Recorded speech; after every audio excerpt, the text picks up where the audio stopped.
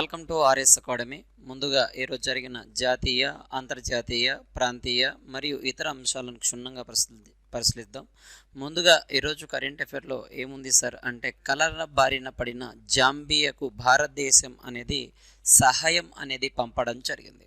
కాబట్టి దానికి సంబంధించిన కరెంట్ అఫైర్లో భాగంగా చూద్దానన్న, ఏ దేశానికి భారతదేశం సహాయం చేసిందంటే దక్షిణాఫ్రికా ప్రాంతంలో ఉన్న ఒక చిన్న దేశం అయిన ఇది జాంబియా అనే దేశానికి ఏం చేసింది సార్ అంటే భారతదేశం అనేది సహాయం చేయడం జరిగింది. అండ్ అందువలన మనకి ఇక్కడ చూసుకుంటే 3.5 టన్నుల నీటి శుద్ధి సామాగ్రి అండ్ క్లోరిన్ మాత్రలు మరియు ORS సాచెట్తో కూడిన సహాయాన్ని జాంబియా దేశ రాజధాని అయిన లుసాకా అనే ప్రాంతానికి భారత హై కమిషనర్కి పంపించడం జరిగింది. కాబట్టి ఈ జాంబియా దేశం ఆల్రెడీ మనకు తెలిసిందే కలరాను ఎమర్జెన్సీగా ప్రకటించడం జరిగింది. అంటే ఈ యొక్క జాంబియాలో హై కమిషనర్గా పనిచేస్తున్న అశోక్ కుమార్కి ఇవన్నీ కూడా పంపించింది. డైరెక్ట్ క్వశ్చన్ ఎలాగొస్తుంది సార్ అంటే 2024లో ఇటీవల ఏ దేశం కలరా వలన అత్యవసర పరిస్థితి ప్రకటించినది? ఏ దేశం ప్రకటించింది సార్ అంటే మనకి ఈ యొక్క జాంబియా అనే దేశం. ఏ ఖండంలో ఉంది? మనకి దక్షిణాఫ్రికా దేశం ఇది మనకి. అయితే కలరాను ప్రభావితం చేసేది ఏంటి sir? One of the bacteria vibrio cholera అనే బ్యాక్టీరియా ద్వారా.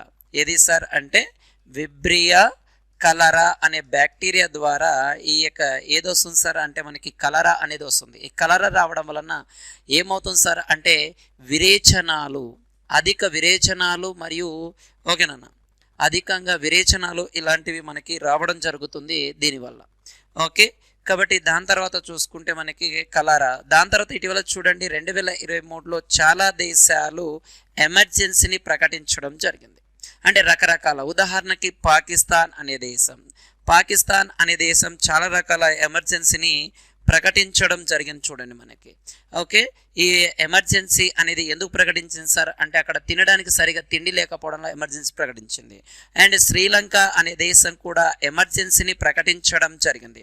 శ్రీలంక అనే దేశం కూడా ఎందుకు ప్రకటించింది సార్ అంటే అక్కడ సరి అయిన ఆహార పదార్థాలు రోజు రోజుకి ఇది అవ్వడం వలన ఎకనామికల్ ఎమర్జెన్సీని కూడా ప్రకటించడం జరిగింది. కాబట్టి ఇలాంటి అంశాలు కొంచెం జాగ్రత్తగా చూడండి. ఓకే, ఆఫ్రికా ఖండంలో కూడా కొన్ని దేశాలను ఎవరు సార్ మనకి ఈ యొక్క సైనిక కూటమిలు ఏర్పాటు చేశారు. ఆల్రెడీ మనకి మయన్మార్లో కూడా చూడండి మనకి ఎక్కడ సార్ అంటే మయన్మార్లో కూడా మనకి ఏమవుతుంది సార్ అంటే ఎమర్జెన్సీని 6 నెలల కాలం పాటు పొడిగించారు అక్కడ మనకి. కాబట్టి ఈ అంశాలపైన కొంచెం జాగ్రత్తగా ఫోకస్ చేయండి. నెక్స్ట్ కరెంట్ అఫైర్ విషయానికి వెళ్ళిపోతే ఓకేనా,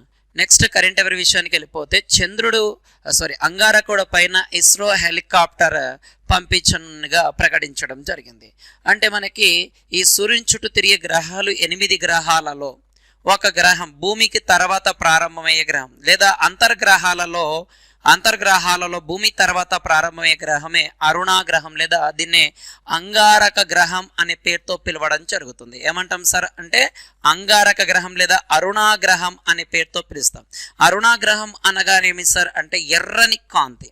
ఈ యొక్క గ్రహం పైన పరిశోధన చేయడానికి గతంలో ఇండియా మామ్ అనే శాటిలైట్ని కూడా పంపించడం జరిగింది. చాలా దేశాలు కూడా ఇక్కడ ప్రయోగాలు చేశాయి. అయితే ఇస్రో అనేది చూసుకుంటే భారత అంతరిక్ష పరిశోధన సంస్థ అయిన ఇస్రో ఏం చేస్తుంది, ఈ అంగారక గ్రహం లేదా అరుణ గ్రహం పైన పరిశోధన చేయడానికి మనకి హెలికాప్టర్ను పంపించనుంది.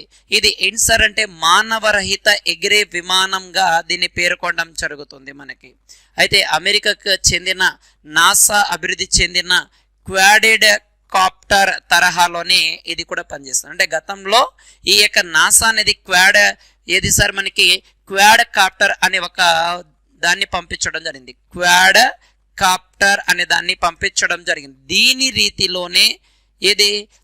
రీతిలోనే ఇది కూడా మన ఇస్రో పంపించేది కూడా అలాగే పనిచేస్తుంది అని చెప్పడం జరుగుతుంది మనకి. ఓకే, దాని తర్వాత ఈ అంగారక గ్రహంపై పరిశోధనకు అవసరమైన ప్యాలోడ్లు దాని ఉపరితలంలో ఇస్రో హెలికాప్టర్ చక్కర కొడుతుందని చెప్పడం జరిగింది.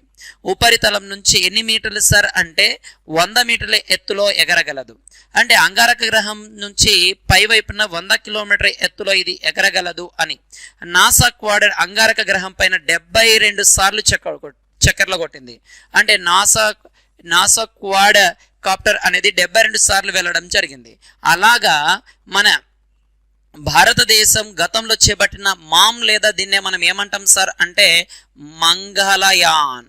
దీన్నే మనం ఏమని పిలుస్తాం సార్ అంటే మంగళయాన్ అనే పేరుతో పిలవడం జరుగుతుంది. మనకి ఈ మంగళయాన్ యొక్క గతంలో ప్రయోగించిన దీని యొక్క జీవితకాలం, ఈ మంగళయాన్ లేదా మామ్ యొక్క జీవితకాలం 2022లో దీని యొక్క కాలం ముగిసిపోయింది. అందుకే దీని స్థాయిలో కొత్తగా ఏదాన్ని పంపించనున్నారు సార్, మనకి ఒక హెలికాప్టర్ని పంపించనున్నారుగా ప్రకటించడం జరిగింది.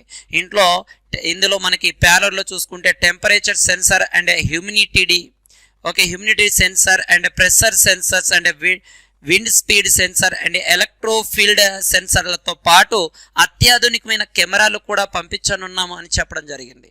కాబట్టి కొంచెం జాగ్రత్త. మనకి ఇటీవల ఇస్రో ప్రయోగించిన ఆ యొక్క ఉపగ్రహాల పైన కొంచెం జాగ్రత్త చూడండి. అంటే ఖచ్చితంగా ఎగ్జామ్ పాయింట్ ఆఫ్ వ్యూలో సైన్స్ అండ్ టెక్నాలజీ నుంచి ఖచ్చితంగా ఎక్కువ మార్కులు రావడానికి ఆస్కారం ఉంది. కాబట్టి ఇలాంటి అంశాలపైన కొంచెం జాగ్రత్త చూడండి. ఆల్రెడీ మనం చెప్పాం 2024-25లో మానవ సహిత చేయబోతుందని, అండ్ త్వరలో శాశ్వతమైన అంతరిక్ష కేంద్రాన్ని కూడా ఏర్పాటు చేయబోతుంది అని. ఇలా రకరకాల అంశాలు చూసాం కాబట్టి దీన్ని కూడా కొంచెం జాగ్రత్తగా ఇచ్చేయండి మనకి. ఓకే, నెక్స్ట్ కరెంట్ అఫైర్ విషయానికి వెళ్ళిపోతే, ఓకే, ఈ యొక్క ఫిబ్రవరి 10వ తారీఖుని మనము ప్రపంచ సామాజిక న్యాయ దినోత్సవంగా నిర్వహించడం జరుగుతుంది. Okay, social justice day, world social justice day అనే డేని మనం నిర్వహించడం జరుగుతుంది. దీనిని ILO International Labour Organization 2010 June 8న ఫెయిర్ గ్లోబలైజేషన్ కోసం ఈ యొక్క సామాజిక న్యాయం పైన ILO డిక్లరేషన్ అనేది పంపించడం జరిగినదిగా చెప్పడం జరుగుతుంది మనకు. ఓకే, దాని తర్వాత చూసుకుంటే 2005లో 2005 నవంబర్ 26వ తారీఖున ప్రకటించడం జరిగింది. ఏమని ప్రకటించింది సార్ అంటే ప్రతి సంవత్సరం ఫిబ్రవరి 20వ తారీఖుని ఈ ప్రపంచ సామాజిక న్యాయ దినోత్సవం సోషల్ జస్టిస్ డేని నిర్వహించాలని అనౌన్స్మెంట్ చేయడం జరిగింది.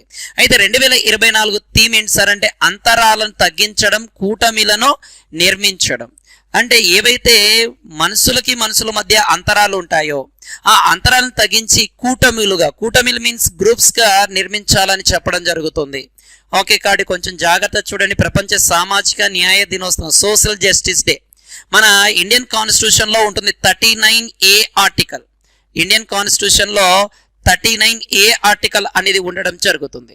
ఈ 39A ఆర్టికల్ ప్రకారం ఏం తెలియజేస్తుంది సార్ అంటే ఓకే, అందరికీ ఉచిత న్యాయం అనేది అందించాలి, అందరికీ ఉచిత న్యాయంను అందించాలని చెప్పడం జరుగుతుంది. కాబట్టి ఇలాంటి అంశాలు కొంచెం జాగ్రత్త చూడండి.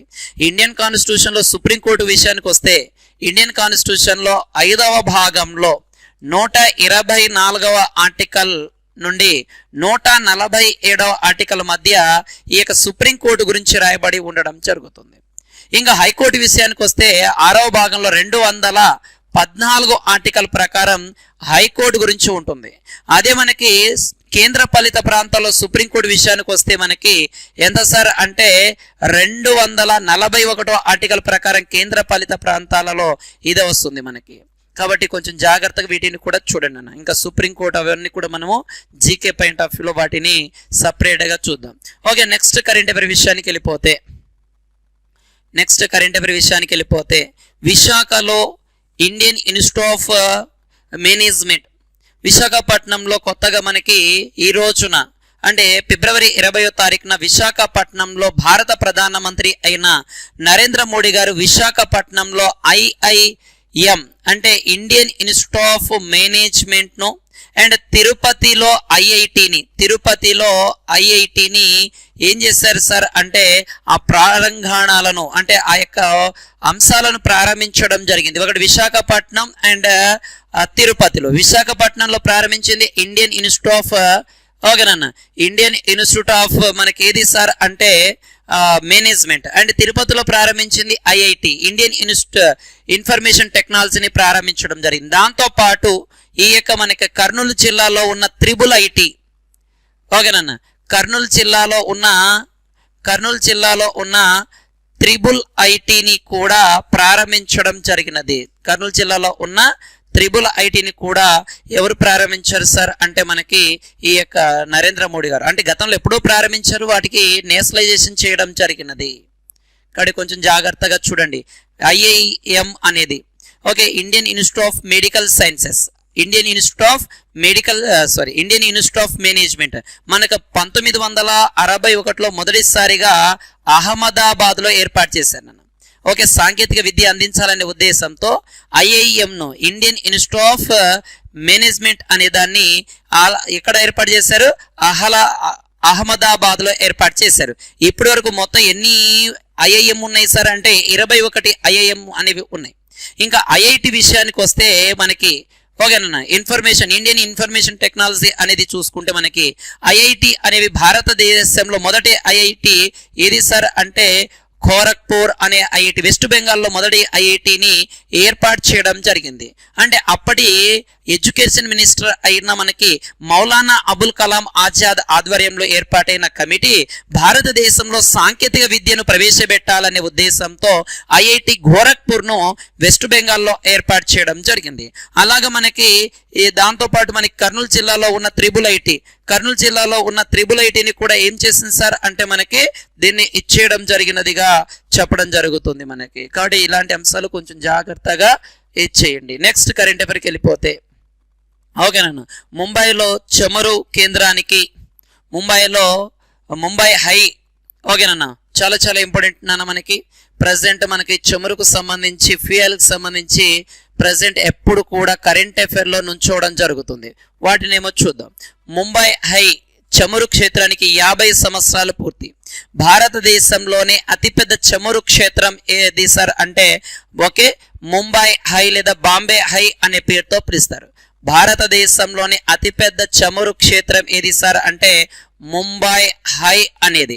ఇది ఏర్పాటయ్యి 50 సంవత్సరాలు పూర్తయినట్లుగా ప్రకటించడం జరిగినది. అంటే దాదాపుగా గతంలో మనకు 1947 ఫిబ్రవరిలో రష్యా మరియు భారత్ బృందాలు అరేబియా సముద్రంలో పరిశోధనలు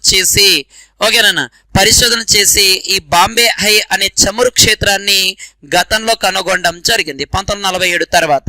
అయితే దాని తర్వాత మనకి ఇక్కడ నుంచి సముద్ర గర్భం నుంచి మనకి చమురును తీయడం కోసం 1978 ఒక గొట్టపు 1978లో ఏం చేశారు సార్ అంటే ఒక గొట్టపు మార్గాన్ని ఏర్పాటు చేయడం జరిగింది. అంటే ఒక రూట్ని ఏర్పాటు చేశారు. దాని తర్వాత దీన్ని చమురుని కనుగొనడం జరిగింది. ఇప్పటికి ఎన్ని సంవత్సరాలు పూర్తయింది సార్? 50 సంవత్సరాలు. భారతదేశంలోనే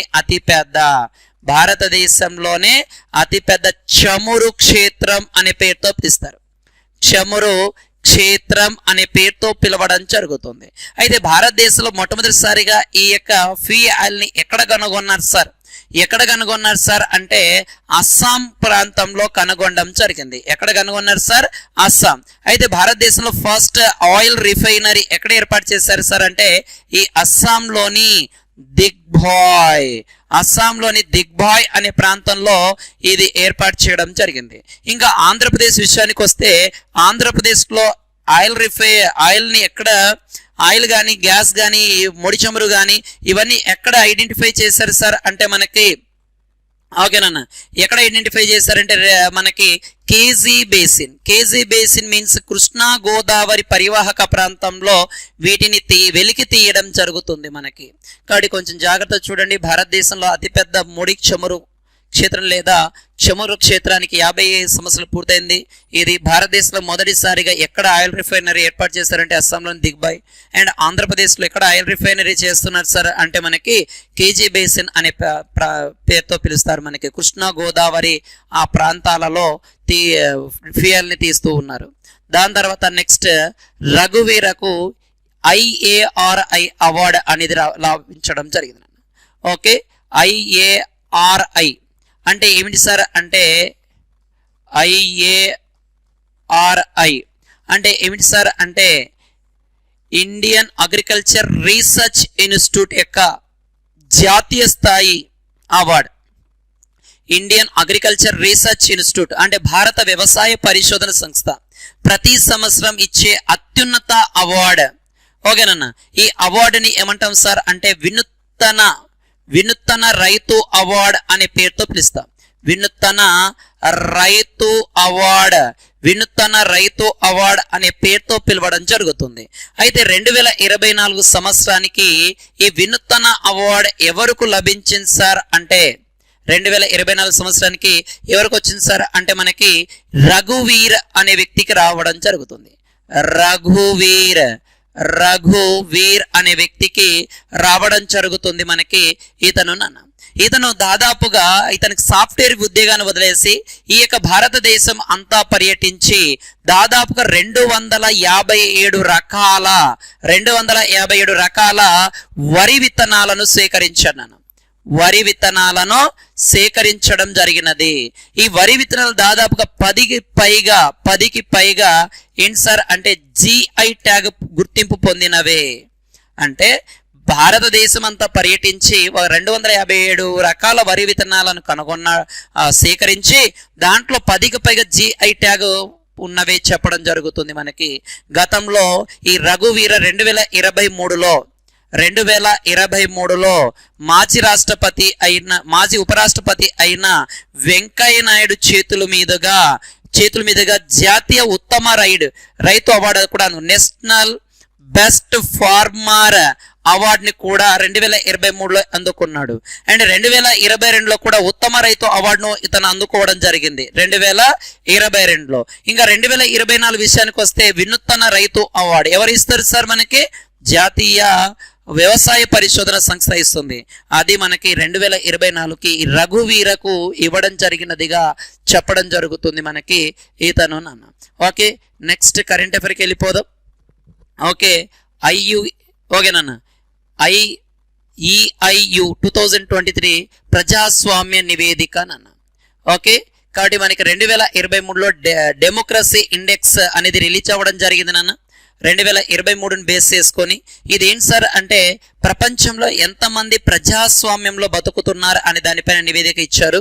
అలాగే 2023లో డెమోక్రసీ ఇండెక్స్ ప్రకారం 24 దేశాల్లో ప్రపంచ జనాభాలో 7.8% మంది పూర్తిగా ప్రజాస్వామ్యంలో నివసిస్తున్నారు. అంటే ప్రపంచ జనాభాలో 7.8% పూర్తిగా ప్రజాస్వామ్యంలో నివసిస్తున్నారు అని. అండ్ లోపభూయిష్టమైన ప్రజాస్వామ్యంలో 50 పైగా దేశాలు 37.6% ప్రజలు నివసిస్తున్నారని. హైబ్రిడ్ పాలన కింద 34 దేశాల్లో 15.2% నివసిస్తున్నారని. అధికారిక పాలన కింద 59 దేశాల్లో 39.4% ప్రజలు నివసిస్తున్నారని చెప్పడం జరుగుతుంది. ఓకేనా? EIU డెమోక్రసీ ఇండెక్స్ 2006 నుంచి ప్రకటించడం జరిగినది. 2024లో ప్రకటించిన దాని ప్రకారం దాదాపుగా పూర్తి స్థాయి ప్రజాస్వామ్యంలో ప్రపంచంలో నివసిస్తున్న వారు కేవలం 24 దేశాల్లో ఉన్నారు. వాళ్ళు ఎంత శాతం సార్ అంటే 7.8% అంటున్నారు. అదే లోపభూయిష్టమైన ప్రజాస్వామ్యంలో 37.6% ప్రజలు 50 దేశాల పైగా నివసిస్తున్నారు, 50 దేశాల్లో నివసిస్తున్నారు. అదే హైబ్రిడ్ పాలన అయితే 34 దేశాల్లో 15.2% ప్రజలు నివసిస్తున్నారు. అదే అధికారిక పాలనలో చూసుకుంటే 59 దేశాల్లో 39.4% ప్రజలు నివసిస్తున్నారని ప్రకటించారు మనకి. అయితే ప్రపంచంలో అతిపెద్ద ప్రజాస్వామ్య దేశం ఏది సార్ అంటే భారతదేశంగా చెప్పడం జరుగుతుంది. ప్రపంచంలో అతిపెద్ద ప్రజాస్వామ్య దేశం, biggest democratic in the world ఏది సార్ అంటే మన భారతదేశం అని చెప్పవచ్చు. అయితే నేటి ప్రశ్న ఏంటి సార్ అంటే మనకి ప్రపంచంలో అతి చిన్న ప్రజాస్వామ్య దేశం ఏది? ఓకే, నేటి ప్రశ్న ఏంటి సార్ అంటే ప్రపంచంలో అతి చిన్న ప్రజాస్వామ్య దేశం ఏది? నిన్నటి క్వశ్చన్కి భారతదేశంలో అంతరిక్ష పరిశోధన సంస్థ యొక్క చైర్మన్ ఎవరు అంటే మన కామెంట్ రూపంలో తెలియజేయడం జరిగినది. ఓకే, కాబట్టి మనకు అలాగా ఈ ప్రపంచంలో అతిపెద్ద ప్రజాస్వామ్య దేశం భారతదేశం. అయితే ప్రపంచంలో అతి చిన్న ప్రజాస్వామ్య దేశం ఏది? కామెంట్ రూపంలో తెలియజేయండి. లైక్ చేయండి, షేర్ చేయండి, కామెంట్ చేయండి. ఓకే, నెక్స్ట్ కరెంట్ అఫైర్కి వెళ్ళిపోతే న్యూఢిల్లీలో 2 రోజుల పాటు ఇండూస్ ఎక్స్ సమిట్ అనేది జరుగుతుంది నాన్న. ఇది 10వ సమిట్ అనేది మనకి ఇండూస్ అంటే ఇండియా మరియు యుఎస్ల మధ్య. ఓకే, ఐఎన్డి ఇండియా యుఎస్ అంటే యునైటెడ్ స్టేట్స్ మధ్య మనకి 2 రోజుల పాటు ఈ 10వ సమావేశం అనేది జరుగుతుంది మనకి. ఇది నాన్న అంటే మనకి ఈ 2 దేశాల మధ్య డిఫెన్స్ ఎక్సలరేషన్ ఎకో సిస్టమ్ సంబంధించిన రక్షణ ఆవిష్కరణ మధ్య ద్వైపాక్షిక ఒప్పందాలు అనే 2 దేశాల మధ్య జరుగుతున్నాయి. ఓకే, దాని తర్వాత భారతదేశం యుఎస్ మధ్య వ్యూహాత్మకంగా సాంకేతిక భాగస్వామ్యం మరియు రక్షణ పారిశ్రామిక సహకారాన్ని అందిపుచ్చుకోవడం కోసం దీన్ని ప్రారంభించడం జరిగింది. ఎగ్జామ్కి వెళ్ళే ముందు కొంచెం జాగ్రత్తగా చూడండి అన్న. నిన్నటి కూడా మనం చెప్పాం వాయుశక్తి రీసెంట్గా మనకి ఎక్కడ జరిగింది సార్ అంటే జైసల్మేర్లో జరుగుతూనే ఉంది. నిన్న కూడా జరిగింది మనకి. ఓకే, అలాంటి అంశాలు కొంచెం ఏవైనా ఎక్సర్సైజ్ నేవీ ఎక్సర్సైజ్ కావచ్చు, లేదంటే ఆర్మీ ఎక్సర్సైజ్ కావచ్చు, ఇలాంటివి ఏవైనా ఉన్నా కానీ నీట్గా వాటిని క్షుణ్ణంగా రాసుకుని ఇచ్చేయండి. మనకి సైన్స్ అండ్ టెక్నాలజీలో అడుగుతాడు. నెక్స్ట్ కరెంట్ అఫైర్ విషయానికి వెళ్ళిపోతే జపాన్ ఉక్రెయిన్ పునర్నిర్మాణ సదస్సు నిర్వహించడం జరిగింది. అంటే జపాన్ ఉక్రెయిన్ యొక్క పునర్నిర్మాణ ఆల్రెడీ చూడండి, జపాన్ ప్రధాని అయిన ఫుమియో కిషిడా అనే వ్యక్తి ఉక్రెయిన్ పునర్నిర్మాణానికి కట్టుబడి ఉంటానని ఇచ్చేయడం జరిగింది నాన్న. ఆల్రెడీ ఉక్రెయిన్కి పునర్నిర్మాణం కట్టుబడి ఉంటానని భవిష్యత్తు కోసం పెట్టుబడిగా భావించారు వీళ్ళు చెప్పడం జరుగుతుంది మనకి. దాని తర్వాత నెక్స్ట్ చూసుకుంటే జపాన్ మరియు ఉక్రెయిన్ మధ్య 50కి పైగా సహకార ఒప్పందాలు కుదరడం జరిగింది. అండ్ టోక్యోలోని కేషన్ భవనంలో ఆర్థిక వృద్ధి మరియు పునర్నిర్మాణం కోసం ఉక్రెయిన్ అండ్ జపాన్ల మధ్య కాన్ఫరెన్స్ ని కూడా నిర్వహించడం జరిగింది. ఓకే, ఉక్రెయిన్ ప్రధాని అయిన డెనిస్ షియోహోల్ అనే వ్యక్తి కూడా ఇచ్చేయడం జరుగుతుంది మనకి. ఆల్రెడీ జపాన్ విషయానికి వస్తే మనం నిన్న కూడా చూసాం. 2011లో సునామీ కారణంగా మొత్తం సునామీ కారణంగా నాశనమైన ఒక అణువిద్యుత్ కేంద్రం నుంచి వ్యర్థాలను ఇది పసిఫిక్ మహాసముద్రంలో రిలీజ్ చేయడం జరుగుతుంది. దాన్ని ప్రపంచ దేశాలు కూడా ఏమయ్యేది సార్ ఆపేయడం జరుగుతుంది. కాబట్టి ఇలాంటి అంశాలు కొంచెం జాగ్రత్త చూడండి.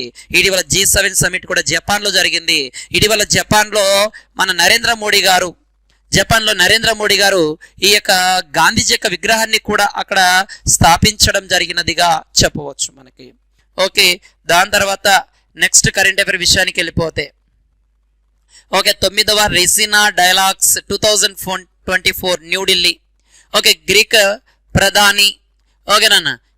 ప్రధాని అయిన కిరియాకోస్ మిథటాక్సిస్ ఓకే ఫిబ్రవరి 21, 22 తేదీల్లో భారతదేశంలో పర్యటనకు రానున్నారు. ఓకే, దాదాపుగా ఇది 15 సంవత్సరాల తర్వాత గ్రీక్ నుండి భారతదేశానికి వచ్చిన మొదటి ద్వైపాక్షిక దేశ అధినేతల ప్రభుత్వ స్థాయి పర్యటన ఇది. ఓకే, న్యూఢిల్లీలో జరిగే 9వ రెసినా డైలాగ్ 2024లో ముఖ్య అతిథిగా రావడం జరుగుతుంది. డైరెక్ట్ క్వశ్చన్ ఏం అడుగుతాడు సార్ అంటే ఓకే 9వ రెసినా డైలాగ్ యొక్క చీఫ్ గెస్ట్ ఎవరు అంటారు. గ్రీక్ ప్రధాని అయిన కిరియాకోస్ మిథటాక్సి అనే వ్యక్తి చీఫ్ గెస్ట్ గా ఇతను రావడం జరిగినదిగా చెప్పడం జరుగుతుంది. దానితో పాటు ఇతను రావడంతో పాటు ఇంటర్నేషనల్ సోలార్ అలయన్స్ లో ఈ యొక్క గ్రీక్ దేశం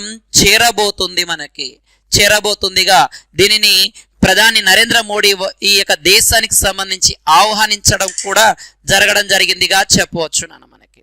ఓకే, ఇంటర్నేషనల్ సోలార్ అలయన్స్ విషయానికి వస్తే దీనిని 2016లో ఇండియన్ ప్రైమ్ మినిస్టర్ ఓకే భారత ప్రధానమంత్రి అయిన నరేంద్ర మోడీ గారు అండ్ ఫ్రాన్స్ దేశ అధ్యక్షుడైన ఫ్రాంకోయిస్ హోలాండ్ ఇద్దరు కలిసి ఈ ఇంటర్నేషనల్ సోలార్ అలయన్స్ ని గుర్గ్రామ్ కేంద్రంగా ఏర్పాటు చేయడం జరిగింది. ఎక్కడ ఏర్పాటు చేశారు సార్ మనకి గుర్గ్రామ్ కేంద్రంగా 2016లో ఏర్పాటు చేయడం జరుగుతుంది మనకి. ఓకే, డైరెక్ట్ క్వశ్చన్ అడుగుతాడు, ఇంటర్నేషనల్ సోలార్ అలయన్స్ యొక్క ప్రధాన కార్యాలయం ఎక్కడ ఉంది? ఇటీవల ఏ దేశాన్ని భారత నరేంద్ర మోడీ గారు ఇంటర్నేషనల్ సోలార్ అలయన్స్ లో ఆహ్వానించారు అని కూడా అడగడానికి ఛాన్సెస్ ఉంది. గ్రీక్ దేశం. ఓకే, 2016లో ఏర్పాటు అవ్వడం జరిగింది. మనకి గురుగ్రామ్లో దీని ప్రధాన కార్యాలయం ఉంది. దాదాపుగా దీంట్లో 120 పైగా దేశాలు, సభ్య దేశాలు ఉండడం జరుగుతుందిగా చెప్పడం జరుగుతుంది మనకి ఇది నాన్న. కాబట్టి కొంచెం జాగ్రత్తగా నీట్గా ఇచ్చేయండి. ఇటీవల గ్రీకు దేశానికి 2023లో నరేంద్ర మోడీ అక్కడ హాజరవ్వడం జరిగింది. చాలా చాలా ఇంపార్టెంట్ నాన్న. దాదాపుగా 40 సంవత్సరాల తర్వాత గ్రీకు దేశాన్ని సందర్శించిన భారత ప్రధానమంత్రి ఎవరు సార్ అంటే నరేంద్ర మోడీ గారు అని చెప్పవచ్చు మనకి. అంటే గతంలో ఇందిరాగాంధీ వెళ్ళడం జరిగింది. దాని తర్వాత అధికారిక పర్యటన ప్రధానమంత్రి ఎవరు వెళ్ళారు సార్ అంటే ఈ నరేంద్ర మోడీ గారు వెళ్ళడం జరిగింది. కాబట్టి దాదాపుగా ఈ గ్రీకు దేశం నుండి కూడా భారతదేశానికి దాదాపు 15 సంవత్సరాల తర్వాత మొదటిసారిగా వీళ్ళు రావడం జరుగుతుంది. కాబట్టి ఎవరు వస్తున్నారు, ఎందుకోసం వస్తున్నారు, అక్కడ జరిగే సమాచారం ఏంటి అనేది నీట్గా రాసుకోండి. మనకి ఇక్కడ నుంచి క్వశ్చన్ పడడానికి ఆస్కారం ఉంది. ఓకే, నెక్స్ట్ కరెంట్ అఫైర్ విషయానికి వెళ్ళిపోతే ఠాగూర్ థియేటర్లో, చండీగఢ్లోని ఠాగూర్ థియేటర్లో 11వ అంతర్జాతీయ పప్పెట్ ఫెస్టివల్ని నిర్వహించడం జరుగుతుంది. చండీగఢ్ అంటే పంజాబ్ హర్యానా రాష్ట్రాల యొక్క ఉమ్మడి రాజధానిగా పిలవడం జరుగుతుంది. ఏదాన్ని సార్ మనము చండీగఢ్ని పంజాబ్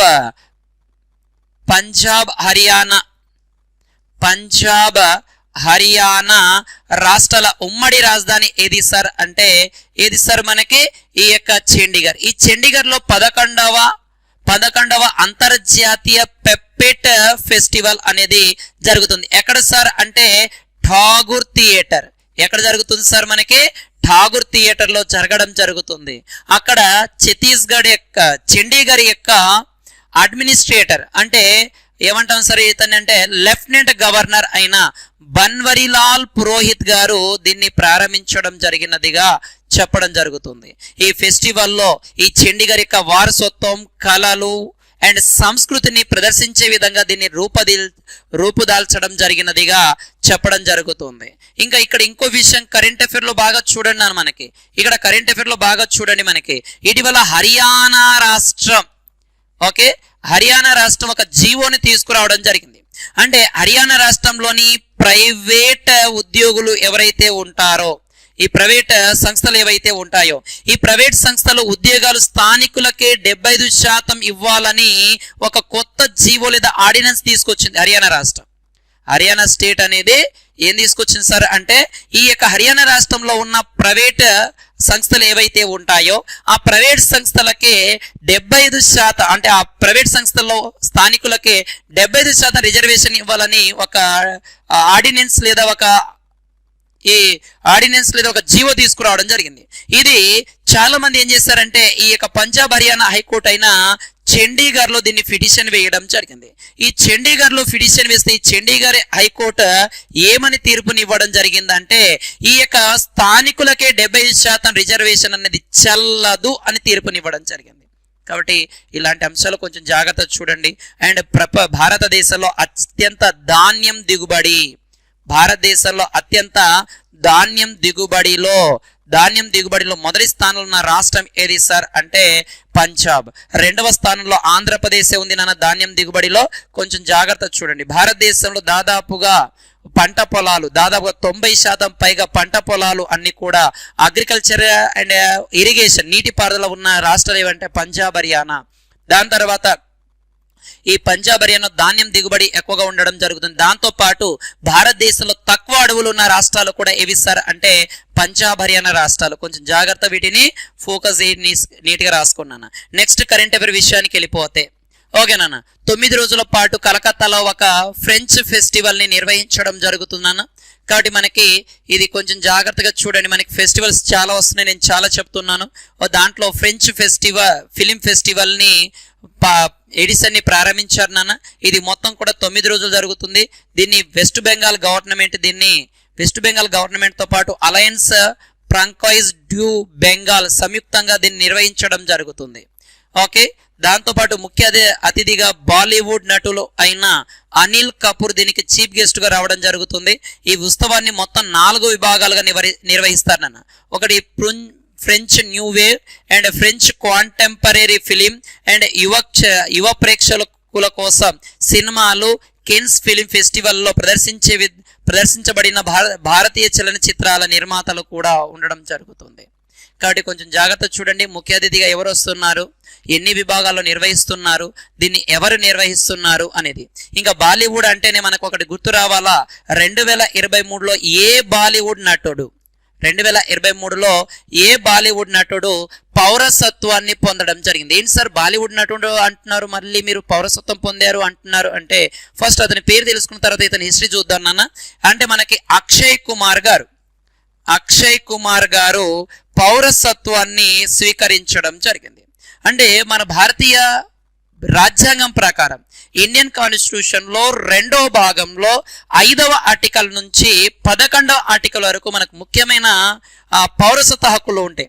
ఒక భారతీయ వ్యక్తి వేరే దేశం యొక్క పౌరసత్వాన్ని స్వీకరించినట్లయితే ఆటోమేటిక్గా భారతదేశ పౌరసత్వం రద్దవుతుంది.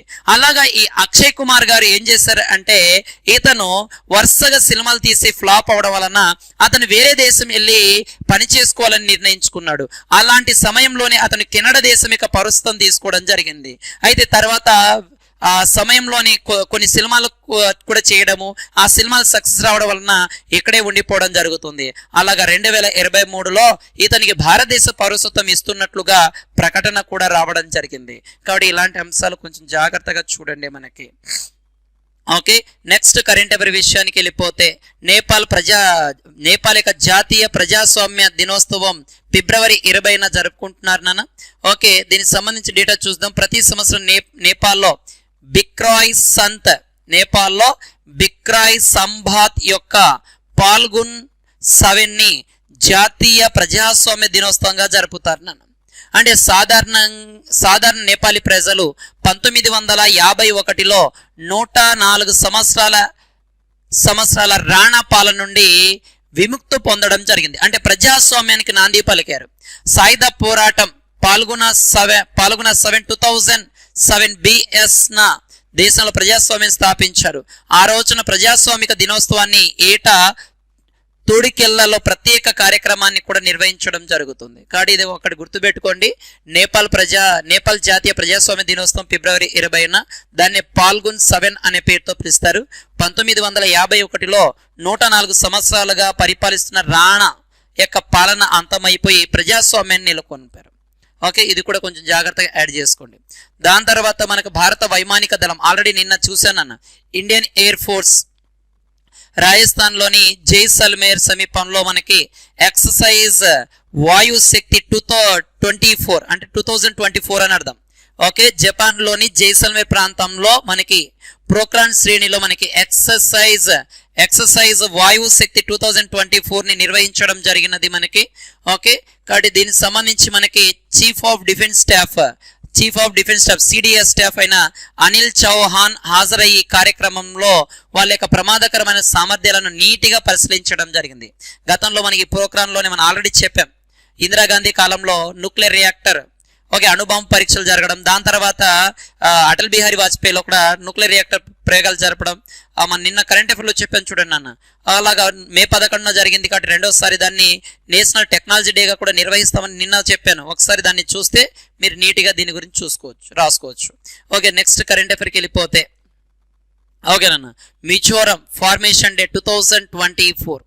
ఓకేనన్న, 1987లో 1987లో మిజోరం అనే రాష్ట్రం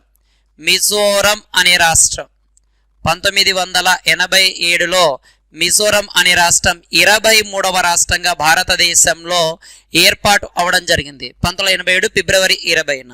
కాబట్టి మనకి ఈ యొక్క అప్పుడు దాకా ఉన్న కేంద్రపాలిత ప్రాంతంగా ఉండేది, అది మనకి రాష్ట్రంగా మారడం జరిగింది. కాబట్టి 1987లో 23వ రాష్ట్రంగా ఎన్నిక అవ్వడం జరిగినది మనకి. ఇది కొంచెం జాగ్రత్త చూడండి అన్న. 1987లో మిజోరం రాష్ట్రం. దాని తర్వాత నెక్స్ట్ మనకి ఉత్తరప్రదేశ్లోని సంభాల్లో కల్కి ధామ్ ఆలయాన్ని నరేంద్ర మోడీ శంకుస్థాపన చేయడం జరిగింది. కల్కి ధామ్ ఆలయానికి సంబంధించి శంకుస్థాపన చేశారు. దాంతోపాటు ఎవరైతే ఎగ్జామ్కి వెళ్తారో వాళ్ళు కొంచెం అయోధ్య దేవాలయం గురించి, ఇటీవల అబుదాబిలో నరేంద్ర మోడీ ప్రారంభించిన దేవాలయం గురించి అవి కొద్దిగా చూసుకోండి, ఎందుకంటే రావడానికి ఛాన్సెస్ ఉన్నాయి. కాబట్టి దాని తర్వాత ఈ నరేంద్ర మోడీ ఈ కార్యక్రమాన్ని ఇచ్చేశారు. దాని తర్వాత ఈ కార్యక్రమం హైలైట్ చేస్తూ చైర్మన్ అయిన ప్రమోద్ కృష్ణం మరియు యోగి ఆదిత్యనాథ్ సహా వ్యక్తులు ఈ కార్యక్రమంలో ప్రసంగించడం జరిగిందిగా చెప్పడం జరుగుతుంది. కాబట్టి ఇక్కడ ఏ దేవాలయం ఎవరు ప్రారంభించారు? ఆల్రెడీ ఇటీవల 2023లో 3D ప్రింటెడ్ దేవాలయం తెలంగాణ సిద్దిపేటలో కూడా ప్రారంభించారు. అంటే ప్రపంచంలో 8వ వింతగా ఏదాన్ని ఈ అంకోర్ వాట్ సూర్య దేవాలయాన్ని కూడా ప్రకటించారు. అవన్నీ కూడా మన గతంలో చెప్పాం, వాటిని అన్ని కూడా ఒక లిస్ట్ రాసుకున్నాను, మనకి ఎగ్జామ్ పాయింట్ ఆఫ్ వ్యూలో ఉపయోగపడుతుంది మనకి. ఓకే, దాని తర్వాత నెక్స్ట్ చూసుకుంటే గ్రహ శకలాలపైన నీటి జాడలు. ఓకేనన్నా, మన గతంలో గ్రహ శకలాలు మీన్స్ అస్ట్రాయిడ్స్ అంటాను. ఈ అస్ట్రాయిడ్ పైన మొత్తం కూడా ఏంటంటే పొడిశిలతో నిండి ఉంటాయి ఇవి అని భావించేవాళ్ళు. కానీ దీనిపైన నీటి అణువులు గుర్తించాలని ఇచ్చేయడం జరిగింది. దీనికోసం సోఫియా అనే ఒక టెలిస్కోప్ని, ఏదాన్ని సార్ అంటే సోఫియా అనే టెలిస్కోప్ని పంపడం కూడా జరిగి దానిపైన పరిశోధనలు అనేవి చేస్తున్నారు నాన్న. కాబట్టి కొంచెం జాగ్రత్త చూడండి. మనకి ఈ యొక్క తొలిసారిగా అస్ట్రాయిడ్ పైన నీటి అణువుల జాడను కనుగొనడం కోసం ఏ టెలిస్కోప్ని ప్రయోగించారంటే సోఫియా టెలిస్కోప్ని ప్రయోగించడం జరిగినదిగా తెలుసుకోండి. ఇది మాత్రం చూడండి, మనకి అంతగా ఇదిగా ఉండదు మనకి.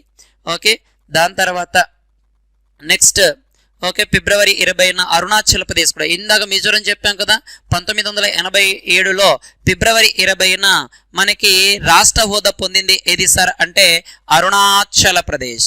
ఈ అరుణాచల్ ప్రదేశ్ అనేది గతంలో చూసుకుంటే అస్సాం రాష్ట్రంలో ఉండేది నాన్న, అస్సాం రాష్ట్రంలో భాగంగా ఉండేది. తర్వాత దీన్ని కేంద్రపాలిత ప్రాంతంగా ప్రకటించారు.